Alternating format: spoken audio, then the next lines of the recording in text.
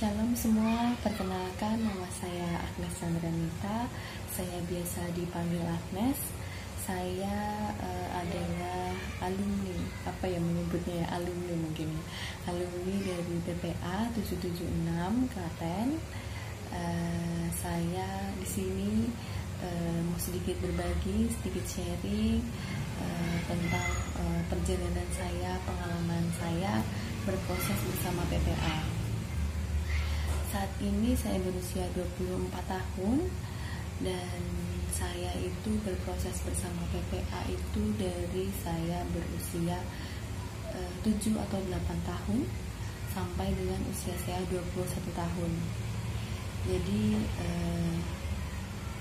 sebagian besar proses saya, perjalanan saya itu bersama PPA, mulai dari saya SD, SMP, SMA, bahkan sampai dengan saya lulus sarjana nih, saya masih berproses bersama PPA gitu. Banyak sekali, sangat banyak hal yang saya dapatkan, pembelajaran yang saya dapatkan, banyak bekal yang saya dapatkan dari PPA. Karena di PPA sendiri itu kan banyak hal yang diajarkan ya, mulai dari rohaninya tentunya, akademisnya, itu juga imbang di PPA. Karena kegiatannya kan sama-sama berjalan ya, antara sekolah, nanti pulang sekolah ke kegiatan KPPA, nanti ada komsel waktu zaman saya dulu, ada banyak kegiatan, ada bimbel juga gitu. Jadi antara rohani dan akademisnya itu berjalan sama gitu. Dan banyak hal yang saya pelajari dari PPA, terutama waktu saya masih SD ya. Dulu awal-awal PPA masih malu-malu, masih nggak mau lepas dari orang tua gitu. Apalagi saya ini terkenal dengan anak mama ya, jadi kemana-mana harus sama mama, nggak mau pisah dari mama gitu. Dan di PPA sendiri saya belajar bagaimana mandiri. Contohnya nih, kalau misalkan di PPA ada kegiatan-kegiatan di luar, misalkan kunjungan kemana, itu kan anak harus benar-benar sendiri, tidak didampingi orang tua. Jadi anak itu berproses bersama teman-temannya, bersama mentornya. Jadi ya anak diantar orang tua, nanti selesai kegiatan dijemput orang tua. Jadi selama prosesnya itu tidak boleh didampingi orang tua. Nah, dari situ saya benar-benar belajar bagaimana menjadi mandiri, bagaimana bertanggung jawab, bagaimana bersosialisasi bersama teman-teman gitu. Jadi dari kecil di PPA sudah diajarkan seperti itu. Dan itu sangat bermanfaat, sangat berguna buat saya gitu. Dan yang saya ingat lagi waktu saya masih SD nih, dulu kan di angkatan saya termasuk angkatan yang kecil-kecil ya. Saya punya kakak-kakak itu udah besar-besar gitu. Dan waktu itu mereka punya satu kegiatan itu menulis surat nih. Menulis surat itu kan berarti mereka sudah punya sponsor atau orang tua asuh. Dimana dulu kita yang kecil-kecil ini nanya nih sama mentor. Dulu saya masih ingat sekali, mentor pertama saya itu Mbak Lucy dari Sanan. Waktu itu kita nanya sama Mbak Lucy, itu kok kakak-kakaknya nulis surat ya? Nulis surat buat siapa? Gitu. Ini buat orang tua asuh nih, buat sponsor. Nah, nanti kalian bisa punya sponsor, punya orang tua asuh, itu biasanya dari luar negeri. Kemudian nanti bisa berkirim pesan, menceritakan kegiatan kalian, berbagi apa yang kalian lakukan di gereja atau di sekolah, di PPA. Dan nanti kalau misalkan ada rezeki, nanti kalau kalian ulang tahun nih dapat gift gitu kan, dulu bahasanya mau untuk gift untuk anak ataupun untuk keluarga gitu. Terus waktu itu Mbak Lucy itu bilang, kalian juga harus berdoa ya, dibawa dalam doa, minta sama Tuhan supaya kalian juga bisa punya sponsor, supaya kalian bisa nih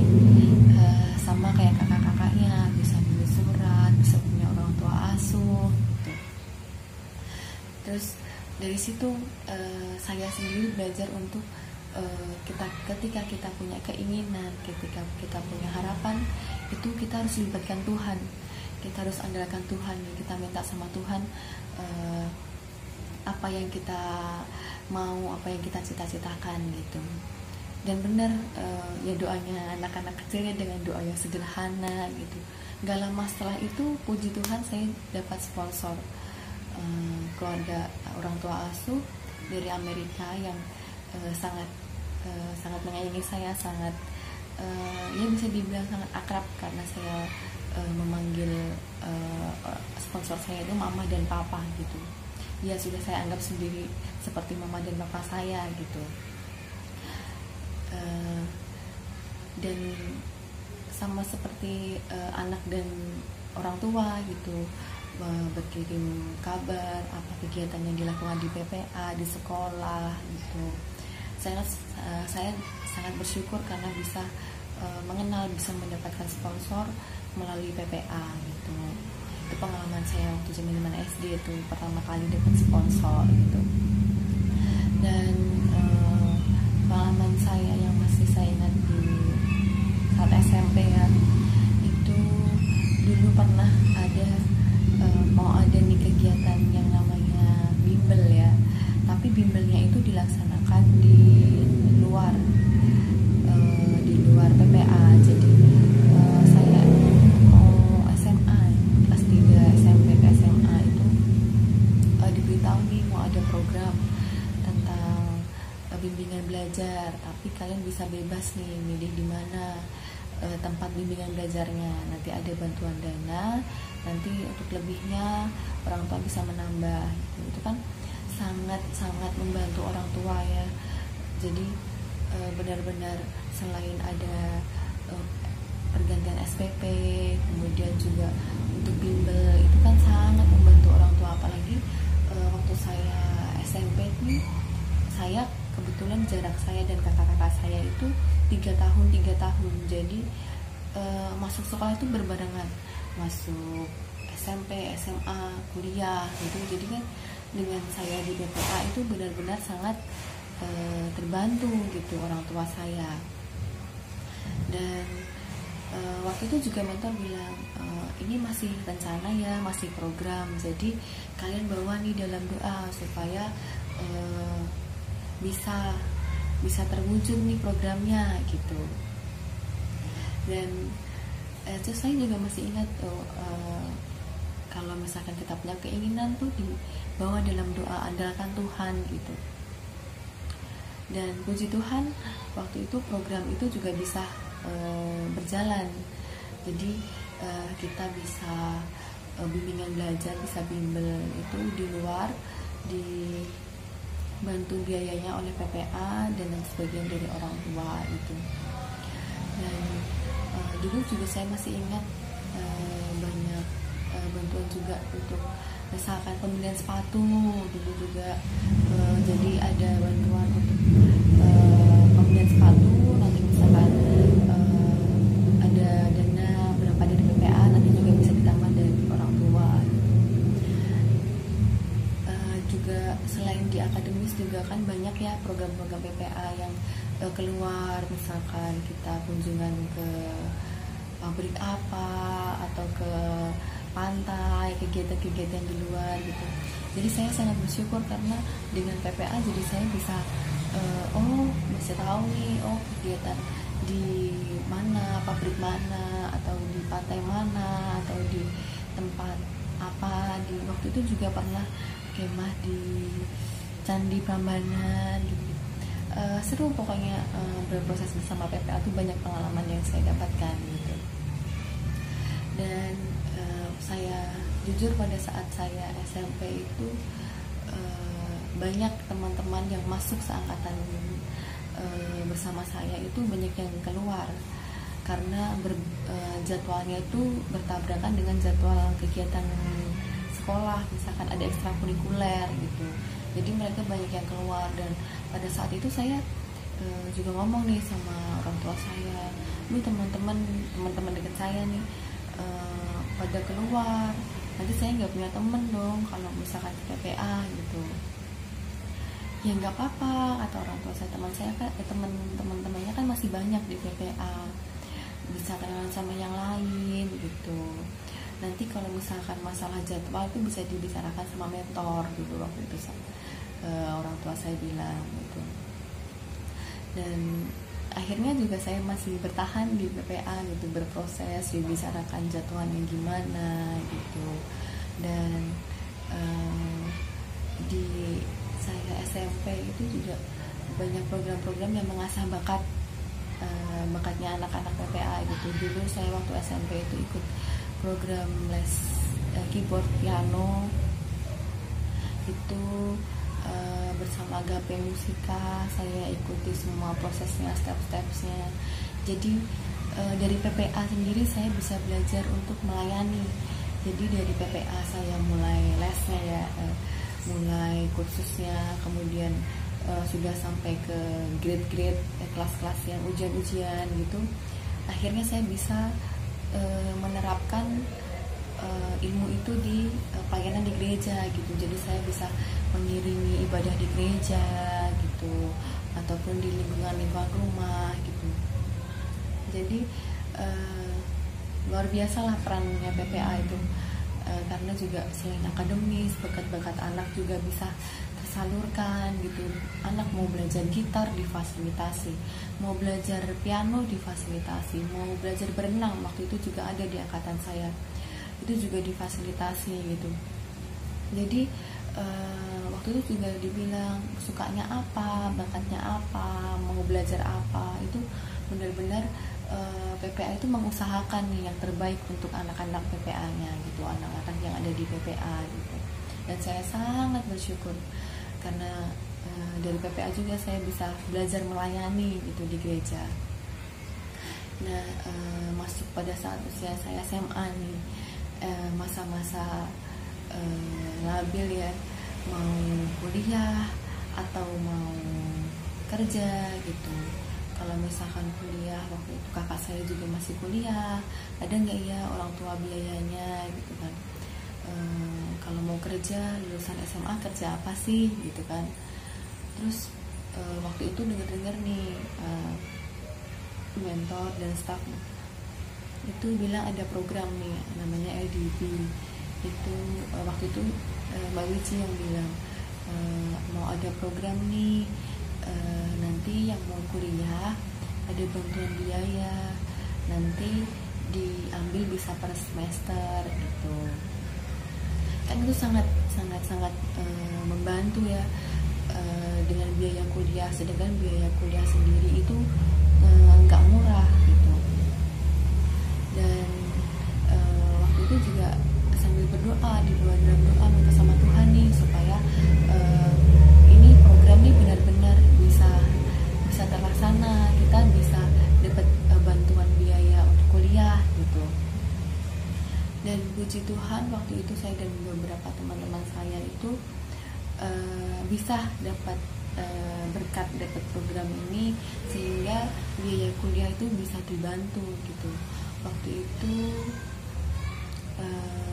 sekitar berapa ya, 20 kalau nggak salah, 20 juta gitu saya dapat biaya untuk kuliah gitu. Dan saya ambil jurusan keperawatan gitu. Saya kuliah di Stikes Bethesda Yakob Yogyakarta, saya mengambil sarjana keperawatan gitu.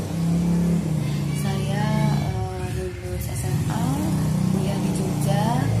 Nah, di masa-masa kuliah itu juga masa-masa yang gimana ya, di PPA itu yang membingungkan ya, karena saya tinggal di Jogja selama kuliah, sedangkan saya masih harus kegiatan di PPA, dan dimana kuliah saya itu Senin sampai dengan Sabtu, otomatis hanya bisa pulang itu setiap hari Minggu.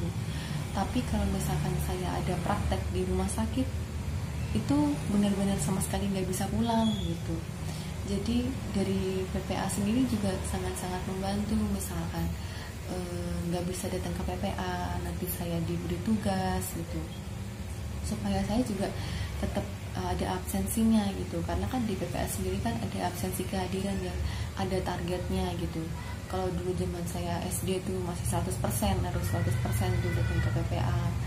Nah tapi kan waktu saya kuliah nih bingung kan gimana nih caranya nih antara kuliah dan PPA gitu. Nah diberi solusi seperti itu, saya bisa kuliah, saya juga bisa ikut kegiatan PPA, nanti saya diberi tugas, nanti saya kirim tugasnya gitu. Nanti kalau misalkan bisa kegiatan di hari Sabtu atau hari Minggu, saya bisa pulang gitu. Dan puji Tuhan dengan bantuan dari program PPA untuk biaya kuliah itu setiap semesternya biaya kuliah bisa terbantu. Dan di setiap semester itu kita harus melaporkan nih apa sih perkembangan yang kita capai gitu. Misalkan oh saya semester ini belajar keperawatan anak gitu, apa sih yang didapat gitu, kita ceritain, kita sharing apa yang bisa kita lakukan, apa yang kita lakukan setelah kita dapat ilmu, misalkan bisa kita terapkan di lingkungan rumah gitu. Dan waktu itu saya diberi kesempatan di PPA untuk mengisi satu kelas ya. Waktu itu waktu mentor saya Bu Yani, saya diminta bersama teman saya namanya Putri, juga sama-sama di jurusan keperawatan, yuk sekali-sekali yuk ngisi untuk ceramah kesehatan buat adik-adiknya nih gitu. Nah waktu itu juga aduh gimana ya, baru pertama kali nih mau ngisi acara apalagi sama adik-adik di PPA gitu. Ini suatu pengalaman pertama kan. Ya udah deh, dalam nama Tuhan Yesus aja. Iya Bu, saya coba ya gitu. Jadi saya sama Putri merencanakan nih kita mau isi apa nih gitu. Dari hal simpel aja, mengajarkan cara cuci tangan yang benar menurut WHO, kemudian etika batuk gitu, etika batuk yang benar gitu. Jadi rasanya senang aja bisa dibantu nih sama PPA untuk biaya kuliah. Dan setelah kita dapat ilmunya, kita bisa berbagi nih di PPA juga sama adik-adik di PPA gitu. Jadi saling lah. Dan saya juga belajar juga kan, belajar berbagi, belajar menerapkan ilmu, mengisi suatu acara, bagaimana sih mengajarkan, menerapkan ilmu kita ke teman-teman, ke lingkungan di sekitar, ke adik-adik di PPA. Itu benar-benar pengalaman yang luar biasa yang bisa saya dapat di PPA gitu. Dan puji Tuhan di 2019 saya bisa lulus sarjana keperawatan. Nah saya di 2019 juga saya lulus dari PPA di usia saya 21 tahun. Jadi bulan Februari 2019 saya lulus PPA. Di bulan Oktober saya lulus sarjana keperawatan. Nah setelah lulus dari PPA dan lulus sarjana keperawatan, puji Tuhan saya bisa melanjutkan kuliah saya. Itu saya mengambil profesi keperawatan, nurse di Stikes Bethesda juga selama 1 tahun. Dan puji Tuhan tahun 2021 bulan Februari saya lulus profesi nurse. Saya mendapat peringkat kedua terbaik di angkatan saya. Dan setelah lulus di bulan Februari, puji Tuhan di bulan Juli 2021 saya diterima bekerja di Eka Hospital BSD Tangerang. Jadi saat ini saya posisinya sudah bekerja di Eka Hospital BSD Tangerang. Saya bekerja di unit rawat jalan di poliklinik, khususnya di poliklinik bedah itu. Jadi puji Tuhan saat ini saya sudah bekerja. Dan nggak bisa dipungkiri bahwa semua proses saya itu berproses bersama PPA, mulai dari saya SD, SMP, SMA, bahkan kuliah, itu semuanya saya berproses di PPA. Banyak sekali bantuan, mulai dari biaya sekolah, mulai dari bimbingan belajar mulai dari pengembangan bakat, karakter, secara rohani, itu semuanya saya dapat di PPA. Saya sangat bersyukur bisa berproses bersama PPA, dan dari PPA saya belajar bahwa semua proses, semua yang kita lalui itu harus melibatkan Tuhan, harus mengandalkan Tuhan dalam setiap prosesnya. Ketika kita punya mimpi, kita punya cita-cita, kita harus bawa dalam doa, kita minta sama Tuhan, kita imani, pasti Tuhan kasih jalan gitu. Dan terbukti bahwa kuasa Tuhan itu memang benar-benar luar biasa. Saya bisa berproses nih di PPA dari SD sampai dengan kuliah, semuanya bisa berjalan dengan lancar, bisa. Dan saat ini juga saya puji Tuhan sudah bekerja gitu. Jadi saya sangat berterima kasih bisa menjadi bagian dari PPA, bisa berproses bersama PPA begitu. Jadi saya sangat bersyukur menjadi bagian dari PPA. Saya mengucapkan terima kasih untuk semua mentor, semua staff, semua yang terlibat dalam PPA Compassion gitu, sehingga saya bisa meraih cita-cita saya itu juga berkat dari berproses bersama PPA begitu. Sekian sharing dari saya. Terima kasih. Shalom.